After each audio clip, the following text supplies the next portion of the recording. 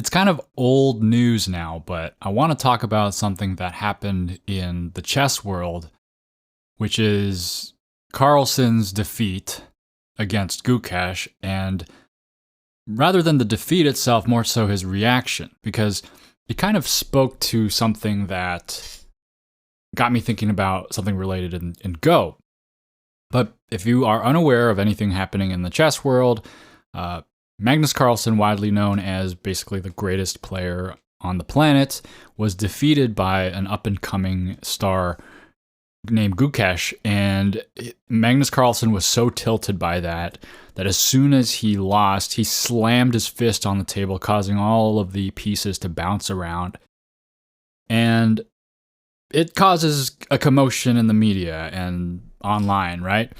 People kind of reacting, good word, and, asking if he knows that there are children watching and can he not contain himself and things like that. And obviously there is the other side who are talking about how this would be acceptable in any other sport like tennis. People literally break their rackets, not even at the end of the game, but like in the middle of the game because of a frustrating point. Football, hockey, you name it. There's all these outbursts, but no one really, they all just kind of accept it as something normal. But something like this, someone slams their fist on the desk in the chess world, and it's a big deal. And so like there's this discussion going on about like people thinking like, oh, is this acceptable for the manners of a chess player? A point to Carlsen though, he did shake Gukesh's hand and then also even given a congratulatory pat on the back, which doubly emphasized that he was frustrated at himself and he's just upset that he lost the game, understandably.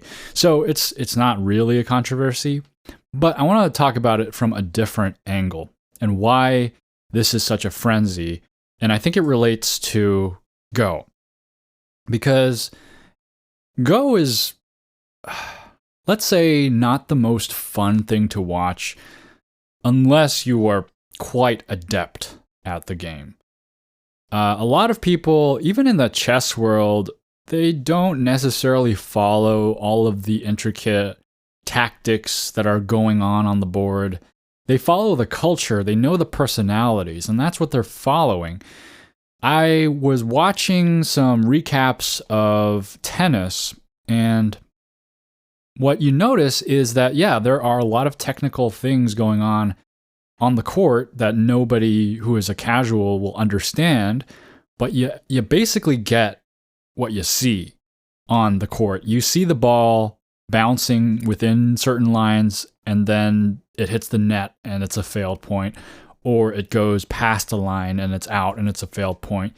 And at that level of understanding, it's perfectly watchable and understandable. You know what's happening.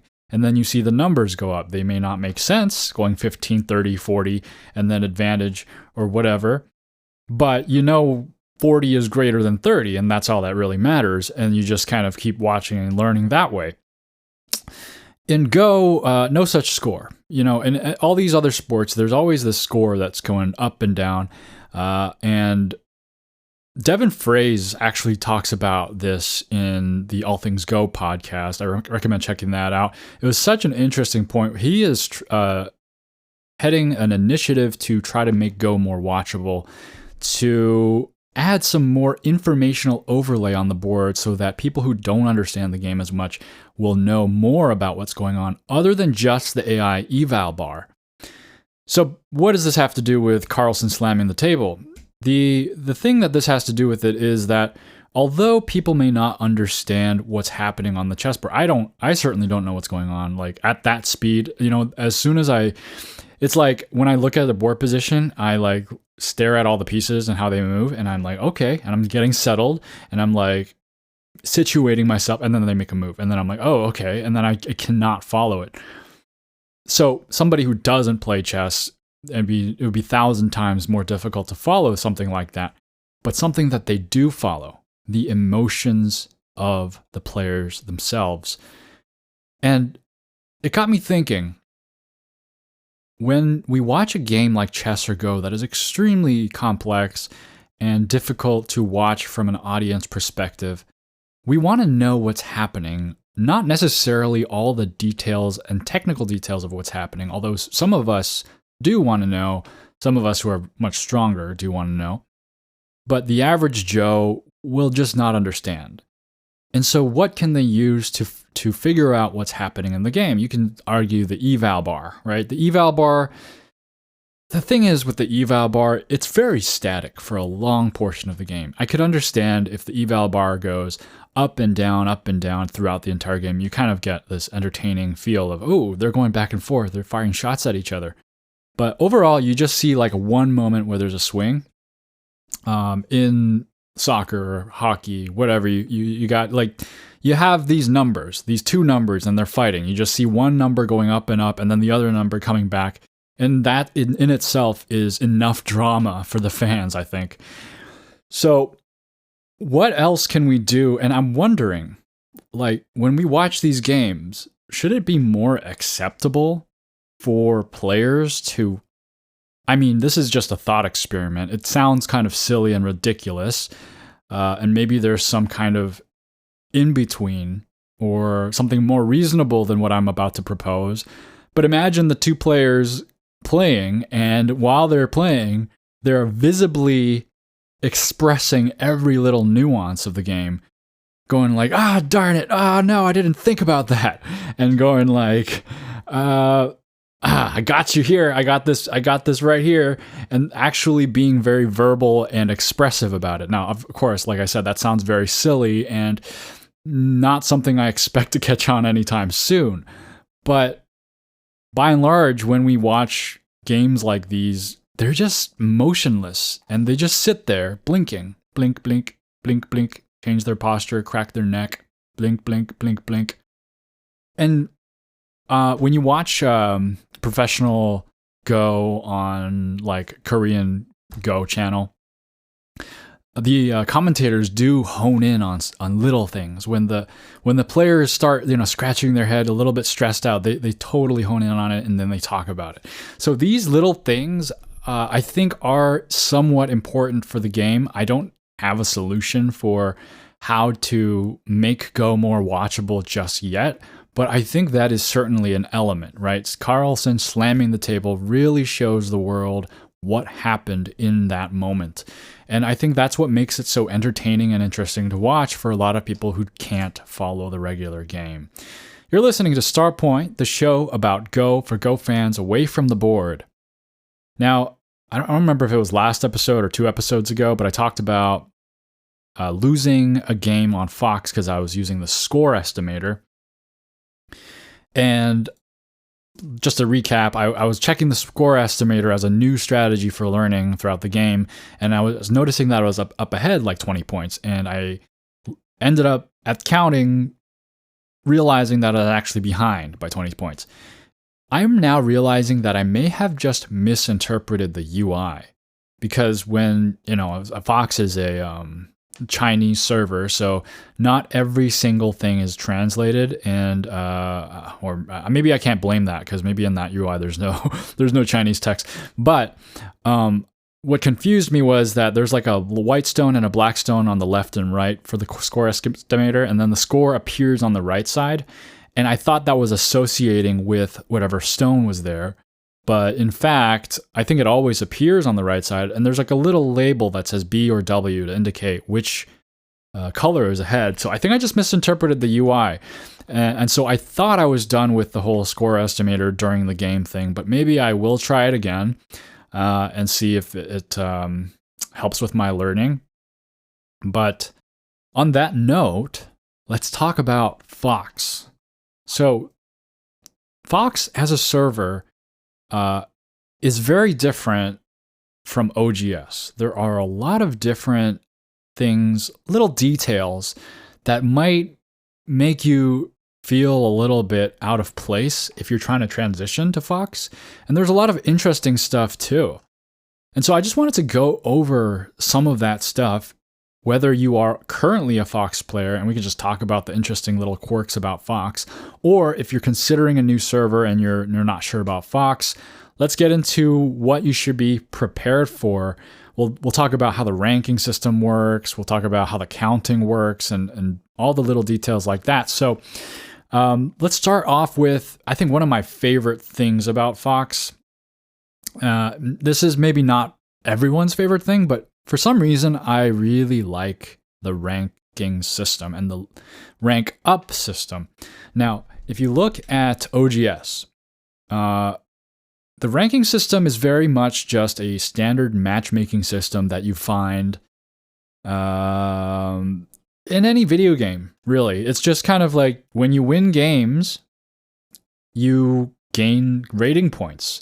When you lose games, you lose rating points. And on top of that, winning games against stronger players will give you more rating points. Winning games against weaker players will give you less or fewer rating points, even to the point of like it not even giving you any points because the player that you played against was too weak. On the flip side, losing to a very strong player may not affect your rank very much because you were expected to lose, and losing to a weak player may devastate your rating. And so it's really based on expected win rate in OGS. It's what's called the Glico2 rating system, and I have no idea what goes into that, but as soon as I start looking at ratings calculations, I always get confused and I get outmathed and scared out of there.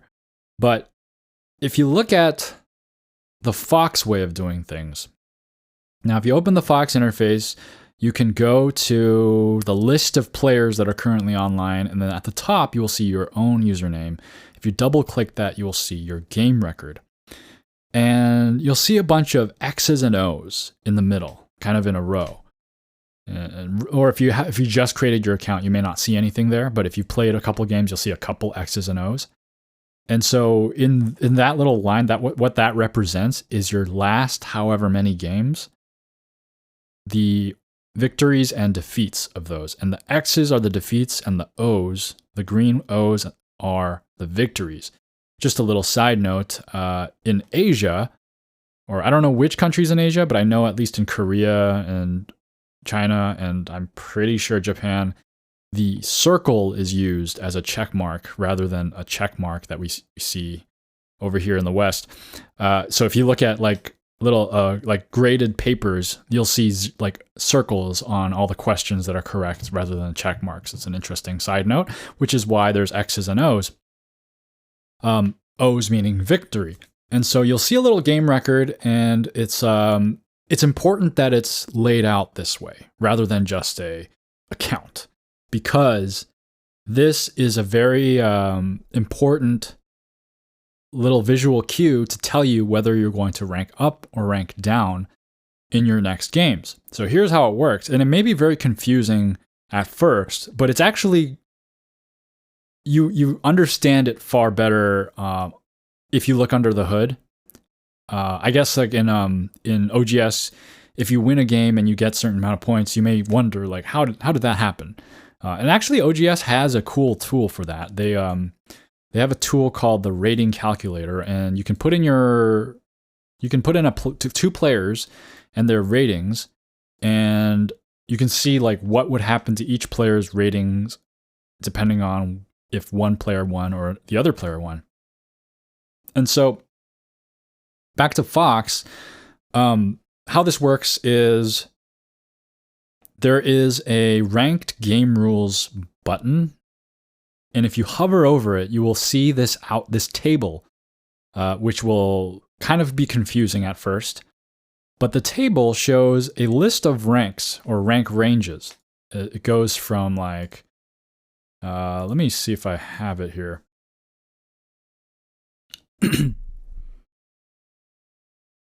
Okay, so it starts off with rank like 18Q.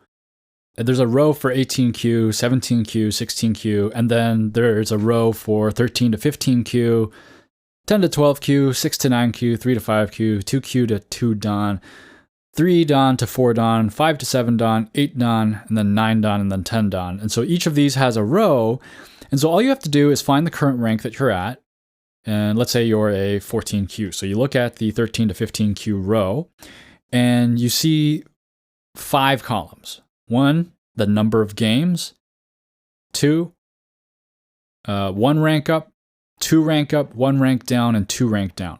And so what this table means is in your last 12 games, let's say for 13 to 15Q, it's 12, you need to win 7 of those 12 games to rank up 1. If you win 10 of those 12 games, you rank up 2. If you lose 8 of those games, you rank down 1. And if you lose 10 of those games, you rank down 2. And so this table has this, it's like a matrix of all these different requirements at each rank, because they're setting different levels and different bars to pass for each rank to rank up. And so what you notice is, starting from the very bottom rank at 18Q, you need to win 6 out of 10 games to rank up 1.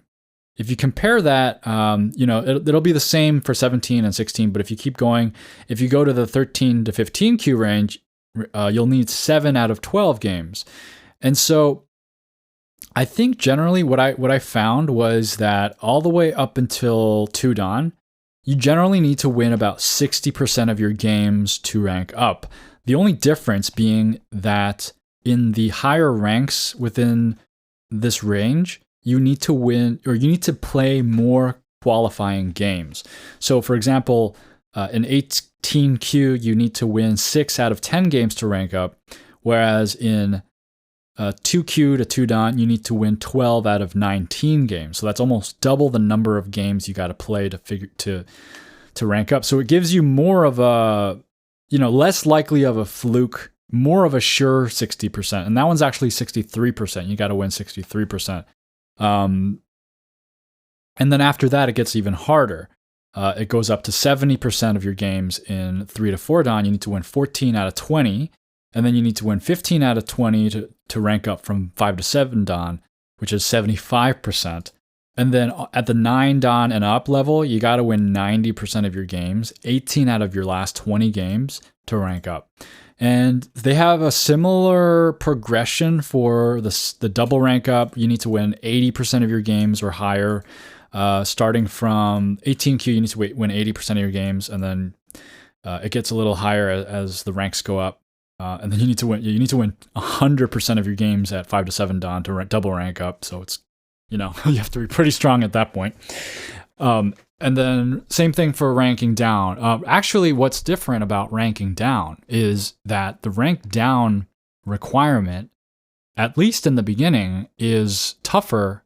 It's tougher to rank down than it is to rank up, because you need to lose 70% of your games to rank down in the beginning. Remember, you needed to win only 60% of your games. So there is a little bit of this rank stability going on. When you reach a certain rank, you have less of a likelihood of ranking down. And so that gives you a little bit of security when you're progressing through. Now, later on, it does get a lot more difficult. For example, at the higher level, when you need 90% of your games to rank up, you only need 65% loss to rank down. So it does kind of flip a little bit. But in the beginning, up until, let's say, up until like 3 to 4 Dan level, you have a better chance of ranking up than ranking down. So what I like about this, I know it can be kind of a convoluted system where if you look at the table, you're like, oh my goodness, there's all these numbers. I don't know what to do with them. But what I like about it is that you know what to expect, and you know exactly how many games you need to win to progress. Whereas in the other system, it's like you get matched with a certain player, you may not know how much you're really gambling in terms of rating points. But with this, you know exactly what you're getting. And of course, they can afford to do this because they have a larger player base. And also, I don't think it's the most mathematically elegant system. I thought about whether, like, how, what the flaws could be in this. I'm sure there are flaws. But I just really like the clarity of it. One interesting thing about this, back to the O's and X's that I talked about earlier, is that the history of your games and what games you've lost or won really affects your ability to rank up within the next few games, because it's a running count. It's not like you play 10 games and then if you lose, if you win, or if you don't meet any of the requirements, because let's say you play 10 games and you got a 50-50. That's not going to rank you up because you need at least 6. And that's not going to rank you down either because you need to lose 7. So a 5-5 record is just going to keep you at your current rank in that situation. So it's a running total. So when you play a game, the game at the back of the queue kind of gets booted off, and your new game that you played, the result of that game gets recorded into your running history. Why does that matter? Well, let's say you went on an early winning streak and you won 5 of your games. Then you went on a losing streak, losing 5 of your games. Now you're like, okay, that's fine. I can recover. And I'm going to try to win my next few games. But since the first games that you played were victories, those victories are evaporating. And those victories are going to be booted off first as you keep playing. And any victory that you get now for the next 5 games are simply just going to maintain your status quo because you already had those O's. And so you're just trying to keep those O's for the next 5 games. And you're not going to change your rank for the next 5 games. So it's impossible to rank up for the next 5 games in that situation. And then once you get to the X's, then it's really crunch time and you have to win those games to really convert those X's into O's. And, if you lose a game while you're trying to get rid of those O's, it's just going to, demolish your record even further. So it's an interesting little interplay. I don't know. I like it just because I feel like I just understand what's happening. It's kind of an interesting thing where you have to, and it does display underneath like how many games you need to win in order to rank up and how many you need to lose in order to rank down, like based on your current running total. So it does kind of give you that as well. I personally don't try to check this too often. I don't really want to see how I'm doing because I don't want to really put any more pressure into a game than any other game. So I just kind of let it run its course. And then if I rank up, I rank up, or whatever. If I rank down, I rank down. But yeah, I mean, I don't think everyone will agree with me in saying that they like this system, but I personally like the clarity of it. And I think it's fun. I think it's like it makes it kind of like a gamified ranking system where I can see like, oh, I'm getting these points and I'm trying to get all these points to win and then move on to the next rank. Rather than just like, oh, let's just keep playing games and see if the algorithm will rank me up. I'm sure the algorithm is a lot more accurate and it's more elegant, but there's just something I like about it. All right, so that's the ranking system. Hope you understood how I explained that. The counting is another thing to note about Fox, and it's a very different kind of counting. You would expect, because it's a Chinese server, that it uses Chinese counting, which it does. And just a recap of how to play with Chinese rules, if you don't really know, it's not all that different from Japanese rules. So you know that in Japanese rules, if you're used to Japanese rules, that you shouldn't play inside your own areas because you're basically taking away territory points. In Chinese rules, that doesn't really do that to if you played inside your own area, it technically doesn't get rid of those territory points because stones are counted as points. But on the flip side, it actually equals out to Japanese rules the same way and the same behavior where you don't want to play in your own area unless all of the dame points have been played. Because the difference here, I think a lot of people confuse this. When you play, people think that, oh, in Japanese rules, it's very punishing because if you play in your own area unnecessarily, you get punished a point. Well, in fact, in Chinese rules, it's the same thing. If you play in your own area, it means that you're not playing outside of your own area. somewhere in your opponent's zone or in a dame point. Because your own area, that territory point in that Chinese rule, that's already your point. So if you put a stone there, it's not taking away that point, but it's taking away the opportunity to play a dame point, which actually gains you a point. Whereas in Japanese rules, playing a dame point does not gain you a point. However, playing in your own area does take away a point. So it really is the same thing. I could maybe go into more detail about that at some point, but basically, when this matters is after dame has been played, all the end game's been played. Well, let's say dame hasn't been played. Then in Japanese rules, you definitely shouldn't play in your own area. Oh, actually, dame hasn't been played is the same, but once dame has been played, there's basically nowhere else to play on the board. Your opponent enters your own area. Then you're free to defend in Chinese rules, and you will play in your own area. It will not change the score as long as you kill that thing, obviously. In Japanese rules, you really don't want to play anything in there that isn't necessary. Now, of course, it evens out because your opponent's giving you a prisoner by playing in there, but playing unnecessary moves in your own area will continue to detract from your own score, whereas in Chinese rules, after dame has been filled, it will not. It's a complicated subject for some people, so I mean, that's all I'll say about it for now. But basically, that's the basics of Chinese rules and how to play with those rules. It really doesn't come into play. Just remember to play dame, because those are, in a dame, if you don't know what that means, those are neutral points. So at the end of the game, you'll see these little spaces where neither side owns that point. Play that point on Fox, because that'll gain you a point. And if you don't play that point, if you pass and your opponent keeps playing those points, you're gonna lose out. But what's the difference between Fox Chinese counting and Chinese counting on, let's say, OGS?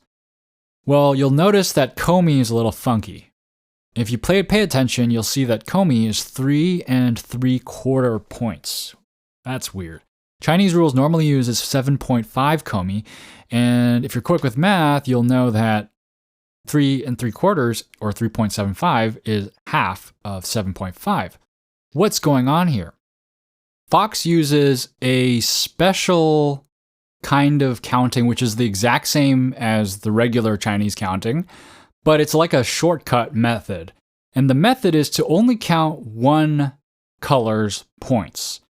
So if you only need to count one side, it's a lot more practical, especially on an actual board, right? I think that's where it probably comes from, where if you have a board set up and you're finished the game, you really just need to count one side because you need to compare that one side's points to the total number of points available on the board, which is 361 in a Chinese counted game.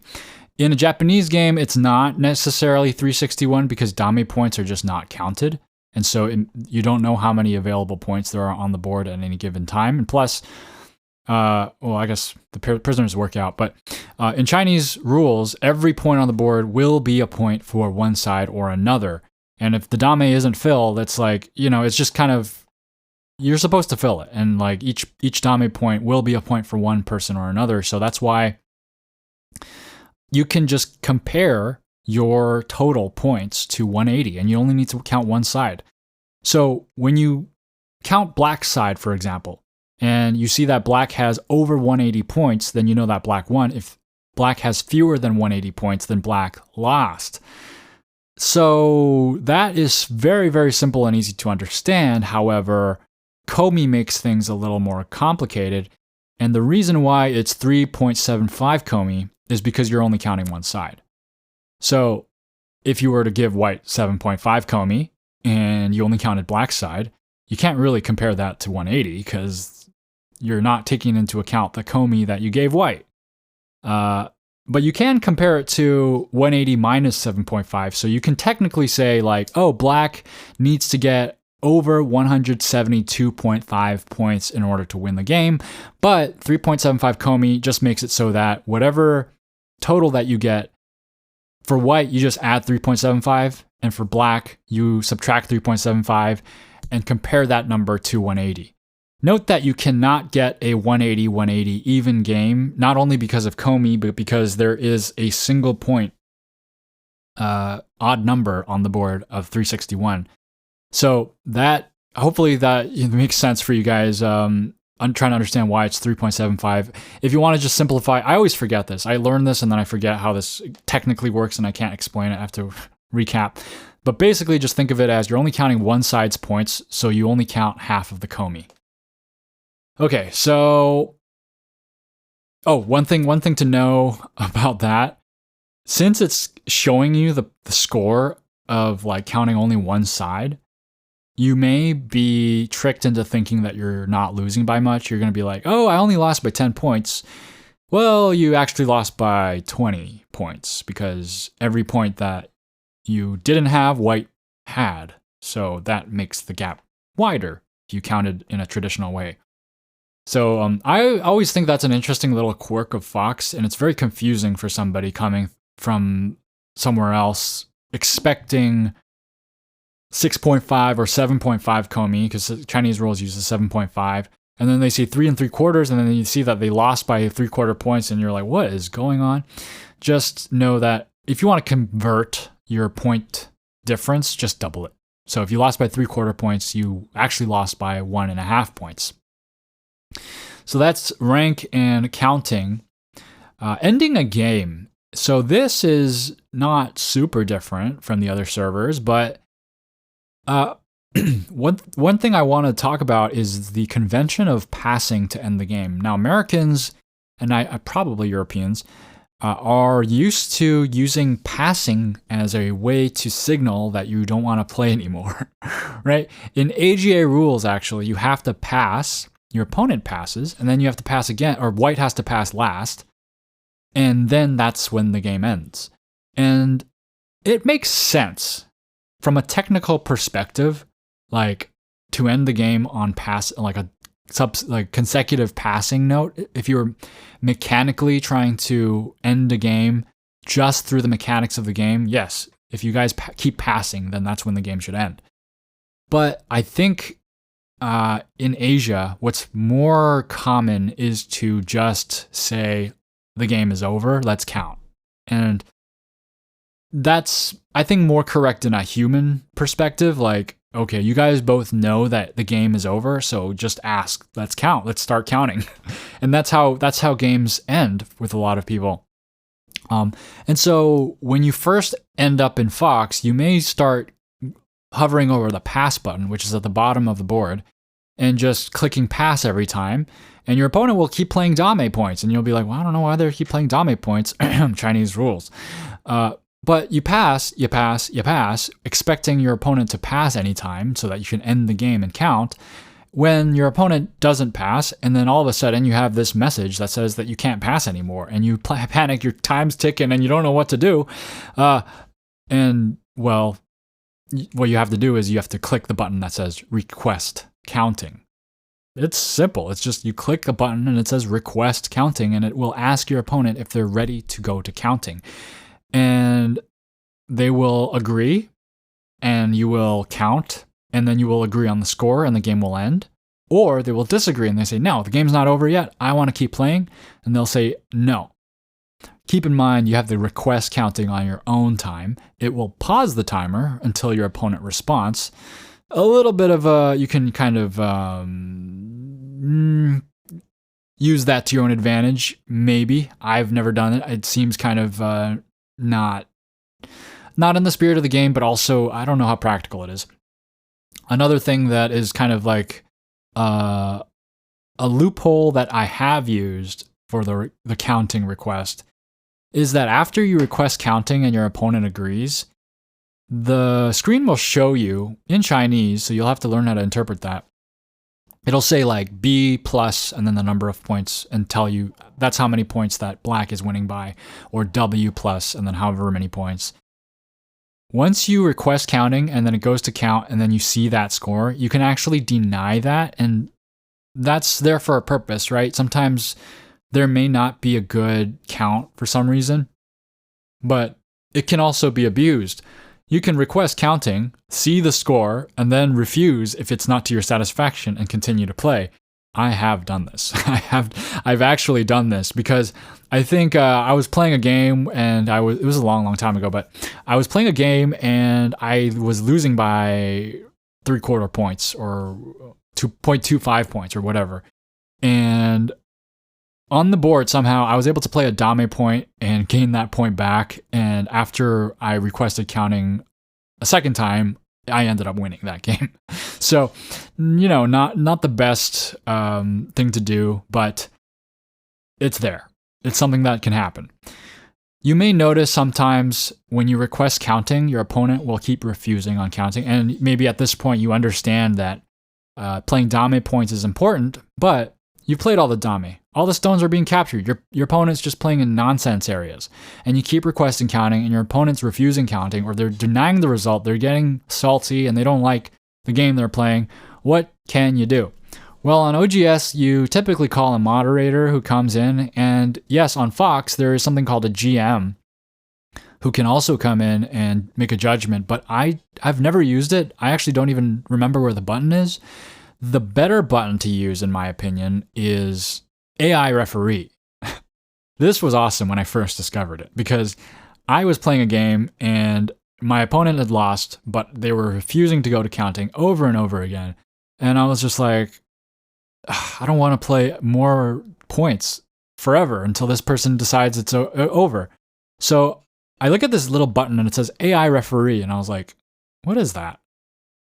And I click it.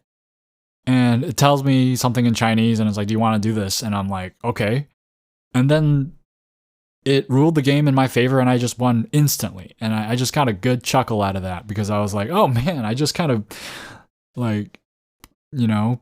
put down the hammer on him and just won the game just like that. So it became my favorite button for a while, just to if they were not agreeing to count, just to click that AI referee button. There's also a force counting button, but I think you got to play over 300 moves in order to force counting, which I think it just kind of says it just counts it automatically and forces that result on both players. So that's ending a game and that's counting. A few things I want to add on to this list. Just a note about a criticism of UI. On Fox, the panel on the right hand, you'll see your usernames and then the amount of time you have remaining, as well as the Byoyomi periods and the number of prisoners you have. All of this, I think, way too small. Maybe the timer is okay, but the number of Byoyomi periods is tiny. You gotta squint. I don't know if it's made for a different screen size. I just have a regular 1080p screen, but it's tiny. You gotta go squint, and you have to really be aware. I've definitely lost a couple games because I was not aware of the amount of Byoyomi periods I had left. Prisoner count is also tiny, which maybe it's a Chinese counting bias, because Chinese counting, you really don't need to keep track of prisoners. But yeah, these are really tiny. I don't know why, but that's my one complaint about the Fox UI. What to expect from the style of Fox players? Well, they're generally really fast. They don't really think too hard about things, at least in the time control that I play. I'm typically the one with less time than the other. They play a lot of weird openings. They don't necessarily... You'll get confused by the non-Joseki. If you're used to playing on OGS, OGS are very book opening based. They will play according to opening rules and fundamental principles of that.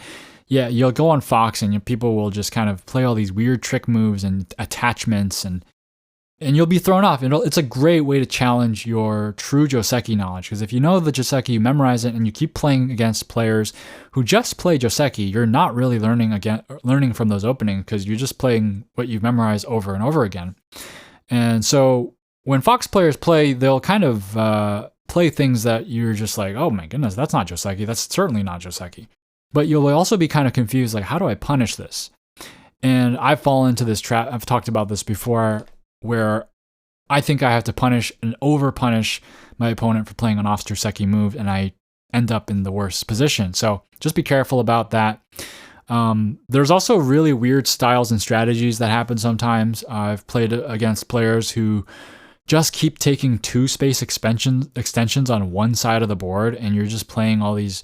You're playing enclosures, you're playing extensions like normal, and they just keep hopping like two-space extensions, and you're just like, why? That's so inefficient. You're just taking little, but they have a reason for it. They create this very sturdy position, and then they go in and go crazy and go ham on your position, attacking you and kind of finagling every little bit of agi out of you, and maybe potentially winning the game against you. So be careful. Don't underestimate these guys. They're very scrappy. They're not by the book. You may feel like you're better than them when you start playing off and saying like, oh, they don't know basic opening theory, but you'll be surprised. They're at that level for a reason, and you have to be vigilant from the beginning to the end of the game. Speaking of the end of the game, this is really when I find that personality always comes out, because this is the part of the game when players will refuse to count, they will play silly invasions, and they will maybe leave the game and leave you hanging on the timer. And so that's really when you really feel like you're playing against a person at the end, when these little things happen. You're just kind of, you can just sense the impatience and the maybe unsportsmanlike behavior. But that's another fun thing about Fox. And, people don't really talk on Fox. So I would recommend not wasting your time trying to like say, hi, thank you for the game. I don't do that on Fox because I just don't think they would even understand. So, and they don't say anything to me either, except for that one guy who tried to talk to me about what kind of food I like as an American. Another thing to keep in mind is don't be surprised if you try to get a game and people keep resigning. Just keep playing, just keep creating new matches, because I don't know why they don't want to play against you. I don't know if it's because they see that I'm American, or they look at my ranking record and see, or my game history and see something suspicious, or I don't know what it is. I really don't. But a lot of people, and maybe sometimes they're just trying to get the color they want. Maybe they want to play as black. But a lot of people will just resign immediately, and unfortunately, that doesn't give you the victory. Well, maybe it's fortunate, because then you don't want your rank to be inflated. But resignations before the 10th move don't count as a loss. So if you ever feel like you started a game and there's for some reason you don't want to commit to it, you can resign without feeling like that's going to hurt your rating. And so as soon as you start a game, a lot of people resign just because, I don't know, I don't think sometimes maybe people think you're taking too long. They're like, oh, I don't want to play against a slow person. I don't know. A lot of reasons maybe. But that's just a note. So, I mean, I've never had to request that many games before finding someone who was willing to play against me. It's always, it's faster than the OGS matching, even taking that into consideration, that a lot of people don't even want to play. On a final note, I just want to give you guys a little bit of a customization info and tips. On the top right, there's a little t-shirt button. You can use that to set the color of your browser. It's a little fun detail. And then the settings, and if you go to settings, messages, I would recommend clicking do not open new messages automatically. And also under the fast matching button, check decline matches, because if you have Fox running, you're just going to see all these ding dongs and like little pop-ups on the bottom right screen. And it's kind of loud. It's kind of loud. So, and if you don't remember that you had Fox running, you may just kind of be like, oh my goodness, that was annoying. So just a recommendation to check those options. So how do you start playing on Fox? I'll give you a link in the description. It's a foreign or foreigners link so that foreign people can play. I think it's the same thing as the regular install. It's just that when you install it, it'll automatically set your language to English. It's my guess is what it's doing. But it's fairly easy once you find the link to start playing on Fox. So if you haven't tried it, I recommend it. But now it's time for the DDK Advice Corner, and the tip of the day is don't buy into the sunk cost fallacy. Now, I know sometimes you're playing a game and you're playing these moves out and you feel kind of stupid because you played something and you realized it doesn't work. And it's like it's too late. You have to keep going. No, you don't. You can back out and leave that ugly mess behind. Find the motivation, find the inspiration to do so, play somewhere else. Don't think about it for now and do something else on the board that's actually productive instead of convincing who are you trying to fool, right? Like, who you know it's bad. Your opponent clearly knows it's bad. Don't keep playing into that and digging yourself a deeper hole. It's okay. Unless you're going to resign. If you're not going to resign, then play somewhere else and something may happen. You never know. Just don't keep digging yourself a deeper grave. Don't buy into the sunk cost fallacy. And now it's time for listener mail.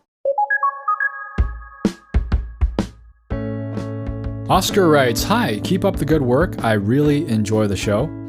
I am only a low Don player, 6 Don Fox where I mostly play, but hopefully I can provide something of use anyway." Okay, great. So some more answers from Don players. What to do when there is nothing to do? I think this is a very interesting question. This is where I feel like many players tend to fall apart. Often when I play 1Q to 4Q players EGF, the games are pretty even for 100 to 150 moves. At that point, the big mistakes tend to start, often because a player tries to do something and the games go out of control. I see the same tendency on Fox. 3 to 4 Dons can't keep the game together in late middle game / early end game. How often have you heard the weaker player in a game say, "I was doing really well, it was even until," of course, it goes the same way when I play someone stronger than me. That's an interesting point. I definitely have seen that phenomenon happen. My explanation for that, though, was always just, it takes a while. It takes about 100, 150 moves for actual reading to come into play, and that's when blunders happen. I don't know, maybe that is also a reason, but maybe the whole do something reason, I've heard that as well. The stronger I get, the more I am convinced that endgame / late mid-game is the best indicator of playing strength, excluding raw reading strength. Being good at endgame is about being strong at reading / fighting, positional judgment, counting, using Aji, life and death, and everything else. That is the same as the rest of the game, I guess, but in the endgame there are multiple positions to keep track of. You can also see everything in numerical values, which makes it obvious how much of a difference there really is between players. If you don't believe me, try playing Catago from the big endgame of one of your games. Great practice, by the way. Good luck losing less than 20 points. So what to do when there's nothing to do? Get good at the endgame and smile quietly because you know you can bring it home. The pressure is on the other person. Well, it's always refreshing to see someone who advocates for the endgame. Endgame is difficult, and I've also heard this thing before where endgame, like really strong players are experts at endgame, and you know that's true in the case of Yi Chang-ho. He was known to just be perfect in the endgame and bring home the game. At that point, I will see if I can try that Catago endgame challenge. I will probably be so frustrated and at realizing how many holes I have in my position, how many points that it can take from me. But yeah, I'm looking forward to trying that out. Endgame is something that I feel like I have tried to invest in more as I play in correspondence games on OGS. I think there may be multiple ways to study endgame too. Like, do you recommend studying endgame to Tsuji, like little special techniques to gain points in endgame? Or are you talking more about evaluation of the board type of thing and counting each area and trying to do that? I guess those are different things. Maybe both of them would be helpful. I do have an endgame book that I've not really cracked open, but you're inspiring me to do so. Another thought, I really think one should be feeding into one's strength, another topic you have brought up. If you're good at fighting, get even better. Find ways to make the games into huge fights and hone skills that support the fighting. If you're strong in the endgame, then get even better at it. Then try to get better at getting the games to endgame, even if you are a little behind. Proceed to slowly strangle your opponents. The method of getting better at your strengths is very common in other sports. Why not in Go? I'm so like impressionable. Like if somebody like articulates a certain thought or opinion like this, I'm always like, oh yeah, that makes sense, and I'm on board with that. And that's how I'm feeling about this. And lately, I have been thinking that. Like, I went through a little phase of like, let's calm down, let's play more defensively, let's try to focus on my weaknesses and try to win in a safe way and be solid. And then now I'm like, all right, let's get back to fighting. Let's go back to making the game messy and trying to do things that kind of stir things up a bit. But I just want to be smarter about it. I don't want to just do it and like, you know, if I get a review of that game and a stronger player goes like, what was the point of this? Then I'm clearly not doing what I need to do. I need to know how to play to my strengths and make a fighting or chaotic game while being smart about it. And that's the challenge. Last but not least, I have a suggestion that may or may not serve as advice. I feel a lot of Western Go players take the game way too seriously, which is why players talk about rank all the time, get so nervous that they don't play, etc. I feel we would all be better off if everybody just relaxed a little. This is actually one of the reasons I don't play much on Western servers. You can feel the tension even through the screen. On Fox and Taijam, the feeling is way more relaxed. So, stop overanalyzing and start playing games and doing Sumego. Oops, it became a long email. Again, keep up the good work. Regards.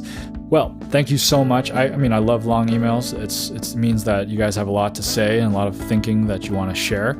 And I want to make a comment about your last paragraph here.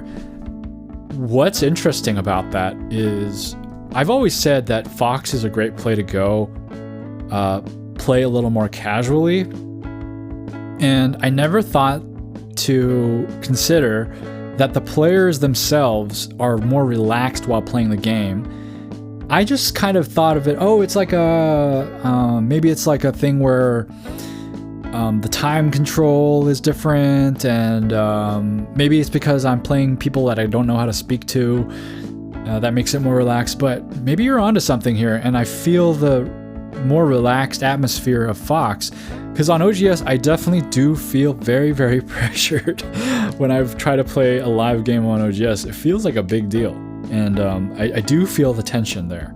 So, you know, easier said than done. I think I can agree people can maybe relax a little more, but personally, you know, trying to improve your rank is one of the thrills of learning Go.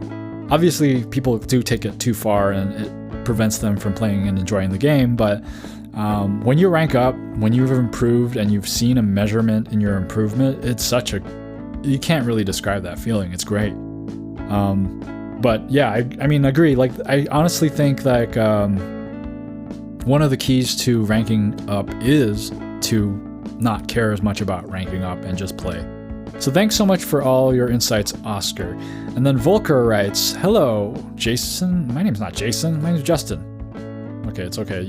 I forgive you if you forgive me for mispronouncing your name. I've only been playing Go for about 4 months and am currently ranked 16Q on OGS.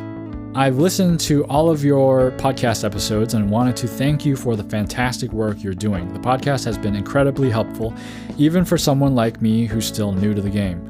Well, thank you so much for writing in, and thank you for your kind words. I mean, I would hope to have helped someone in some way through anything that I've said, whether it's through something regarding gameplay or just kind of understanding your way around the game. So it's great to hear that it's helped you in some way.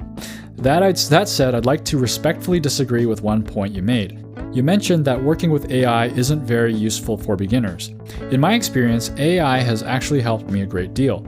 Of course, I don't always understand the reasoning behind every suggested move, but there are usually several options that AI considers more or less equal.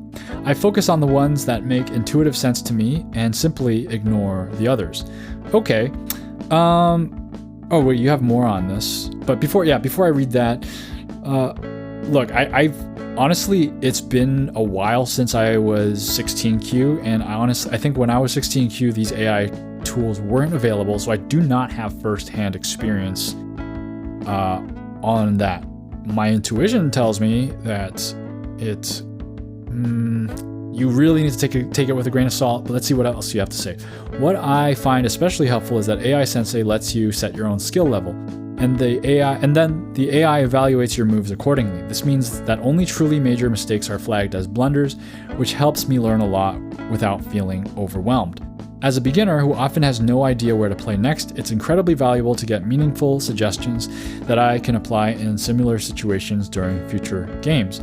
I believe that players at all levels can benefit from using AI, as long as they tailor it to their own needs and level of understanding. Thanks again for all your great work on the podcast. Best regards, Volker from Germany. Well, thanks so much for writing in. I am aware of that AI Sensei feature, and I've been a little bit hesitant to use it because I'm not sure exactly how it detects a mistake as a certain skill level. From my knowledge, someone correct me if I'm wrong, but what I'm thinking is that the AI Sensei skill level is based on the number of points and the severity of the mistake, which is not necessarily the equivalent to the skill level of the mistake. You may have a disastrous 50-point mistake because there is some killing move, but that killing Tsuji may be a 9-dan Tsuji, and nobody at your level would have gotten it. I may be mistaken on how AI Sensei does, but it is a good way to filter some of your results and be less overwhelmed. Because yes, if you play throughout the entire game at 9-dan strength, you'll see so many mistakes and you'll be just kind of like, oh my goodness, I can't. It does kind of set the tone for severity, so like you only focus on the 50-point mistakes or whatever. So it's good. I mean, look, if I was at your rank, I would also use AI. So don't sweat it. But just be careful, because you may think you understand an AI suggestion, but it's probably pretty difficult in a lot of situations, and just kind of going by the AI suggestion may lead you down the wrong path in certain situations. Let's say you see an AI suggestion and you're like, ooh, okay, cool, that knight's move looks like a good move. I feel like it's a good move, so I'm going to play that next time.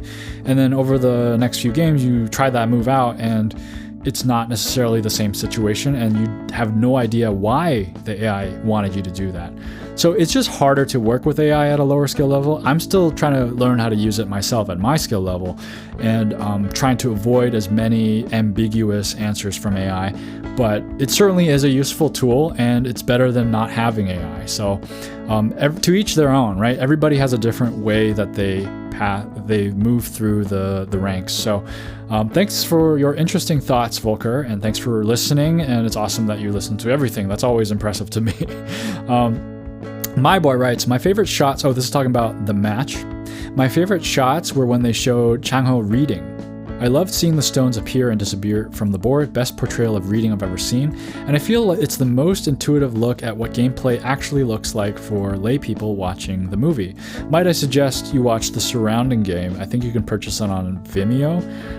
I like to think that they pioneered that technique, although it's kind of a no-brainer technique. You think about, how do I visualize reading on a Go board, and that's what you would think of.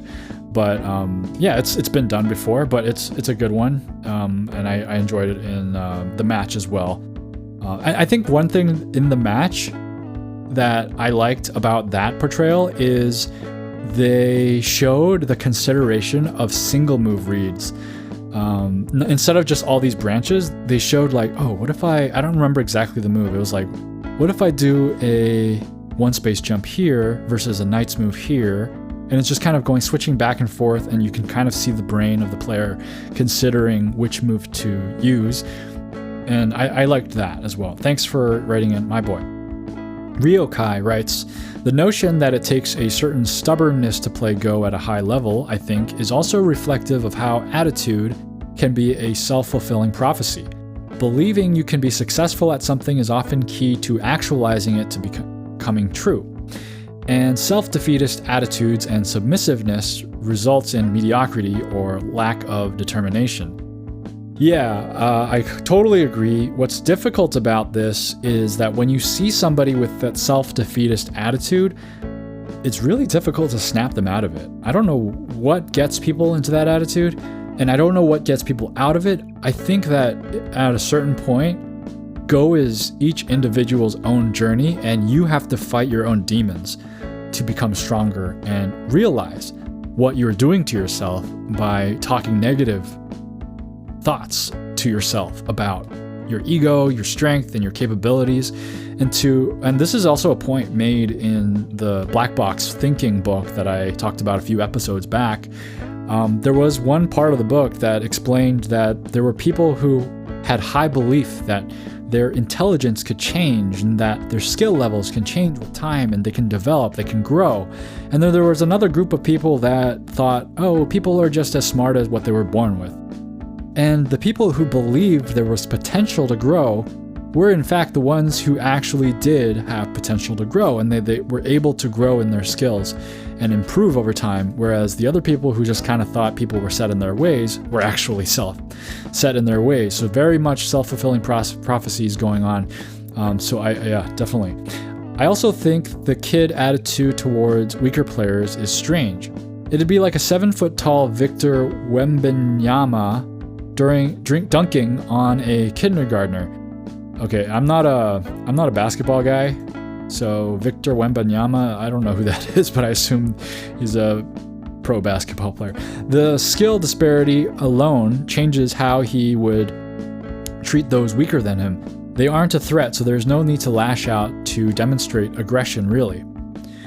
I'm not really sure what part of the movie that you're talking about here, or if you are even talking about the movie.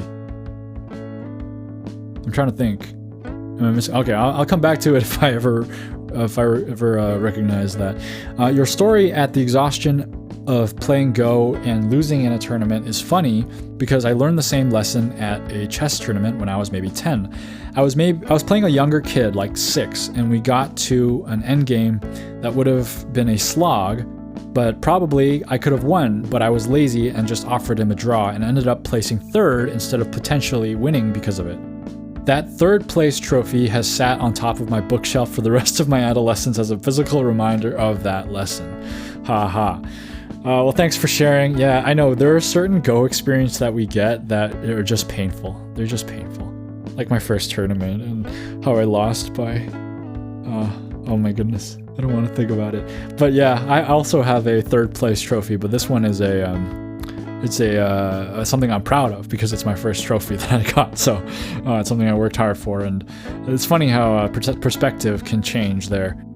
Thanks for your your comment. I'm sorry I couldn't recognize what you're talking about with the kid attitude towards weaker players. Banana Quark writes, hey, here we go. I liked it. Oh, so we're talking about the movie, the match. Here we go. I liked it, but it was not amazing. I doubt non-Go players can really enjoy it that much, but let's see what you have to say. Pretty much what I said. I liked it. It was not amazing, and I doubt non-Go players can really enjoy it that much. So totally on board with that opinion. Pandas Are Tasty. Ooh, disturbing username. Pandas Are Tasty writes, good movie. My one negative was how they did the wife dirty with her threatening divorce. It was distasteful because I highly doubt it really happened, and that is a disrespectful portrayal. I guess that depends on whether it happened or not. And I don't know. I never really thought of that as a disrespectful portrayal.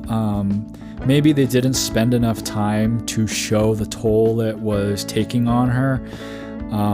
But you know, one partner's attitude and mental space can really drain the others. And I can totally understand if Chounyeon was completely self-defeatist, like we talked about, and just kind of was not lively and did not put any life or effort into anything. The wife can maybe feel a lot of stress from that and, you know, end up saying something like that. So I never really thought it was like something that they did dirty. If it was like a made-up thing, then yeah, I guess that's kind of unnecessary. And you know, I don't know if people are really taking the portrayal of the wife very seriously, so I don't think it's that serious. But yeah, thanks for your input. Pandas Are Tasty.